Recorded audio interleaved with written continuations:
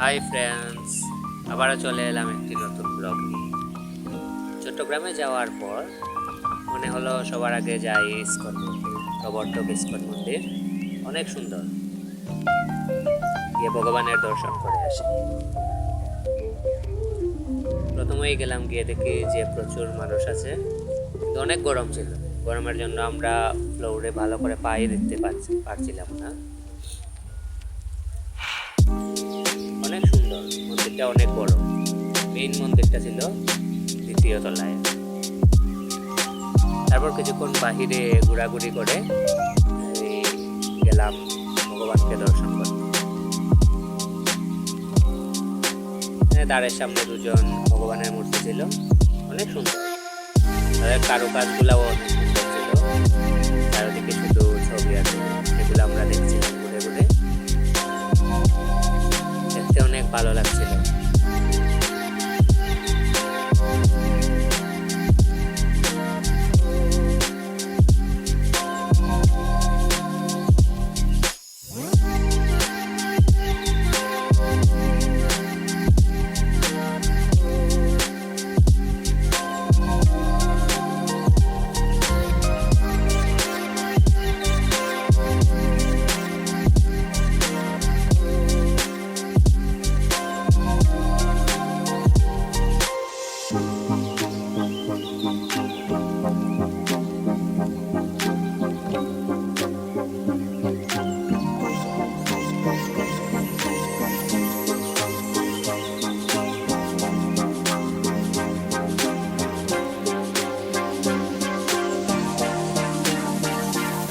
নিচ কমপ্লিট করে পরের তলায় চলে গেলাম।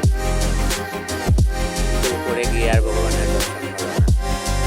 আমরা যেতে যেতে উপরবেলা হয়ে গিয়েছিল। ভগবানকে ভিক্ষা দিয়ে দিয়েছে তারা। আবার সন্ধ্যার সময় সন্ধ্যা আরতি করা হবে। তারপর দ্বিতীয় তলাটা একটু ঘোরাঘুরি করলাম, দেখলাম।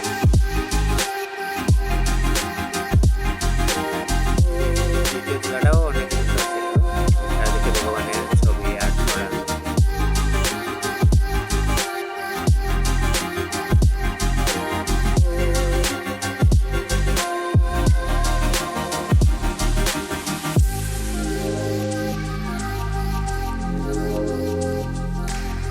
আমার মামা আর খালতো ভাই জগদীশ, তারাও ঘুরে ঘুরে দেখছিলেন।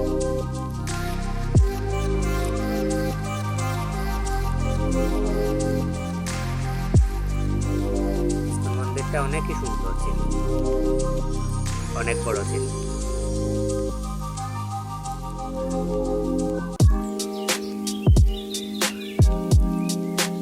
তারপর আমরা চলে এলাম নিচে। আসার পর এখানে আবার ঘোরাঘুরি করলাম। নিচে গিয়ে আমরা খাওয়া দাওয়াও করলাম। খাওয়া দাওয়ার পর আমরা এখানে আসলাম। আসার পরে দেখলাম অনেক বই ছিল, বইগুলো একটু দেখছিলাম। ভালো ভালো বই ছিল।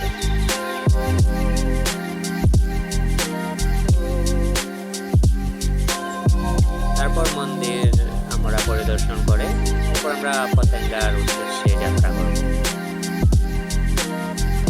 সবাই ভালো রাখবেন। সময়ের সাথে পাশে থাকার জন্য ধন্যবাদ।